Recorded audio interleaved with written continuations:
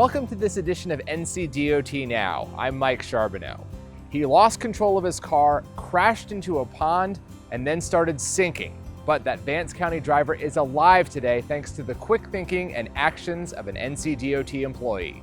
Jay Mozingo, an NCDOT transportation technician, saw the man's vehicle run off the road, go down an embankment, and crash into a farm pond. Mozingo immediately turned his vehicle around and drove back to the crash site. The driver had managed to get out of the car but was struggling to stay afloat, so Mozingo jumped into the water and swam out to save him. Another bystander threw them a rope and helped pull the victim to shore. Vance County Emergency Services Captain Bryant sent a letter to NCDOT saying, quote, "Jay Mozingo set an example that all citizens should strive to meet, and NCDOT should be proud to have an employee with this high level of moral conscience and character." In other news, a new and innovative project to help improve mobility and connectivity is being recognized with 2 transportation industry awards. Earlier this summer, NCDOT opened the final stretch of I-485 around Charlotte, and with it, a Turbine Interchange connecting I-485 and I-85. The new Turbine Interchange, the first in the state, is a Southeast Regional winner in the America's Transportation Awards under budget category. The project also received the National Award of Merit from the Design Build Institute of America. The interchange will advance in both competitions and will be considered for national awards this fall. The innovative turbine design features smaller, single-span bridges with smaller columns and flatter roadways. All left-turning traffic circles around the central bridge in a counterclockwise direction.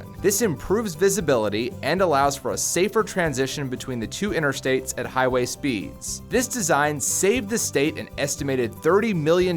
It will also result in lower maintenance costs throughout the life of the interchange. Construction is wrapping up on a new terminal at the Albert J. Ellis Airport in Onslow County that will make it easier for Marines and their families to travel back home. The new building replaces the existing terminal, which was constructed in the 1970s. The airport is located near Marine Corps Base Camp Lejeune and New River Air Station, and it's the closest location to catch a commercial flight. The new terminal is part of a $46 million improvement project to replace all of the buildings at the airport, as well as improve runways. NCDOT contributed about $2.5 million to the overall improvement project. Employees are rallying to support the family of an NCDOT worker who was lost in a tragic accident last March. William Gray Bailey, an engineering technician from Johnston County, was working on the US 70 Goldsboro bypass when he was struck and killed by a vehicle driven by an impaired driver in the project work zone.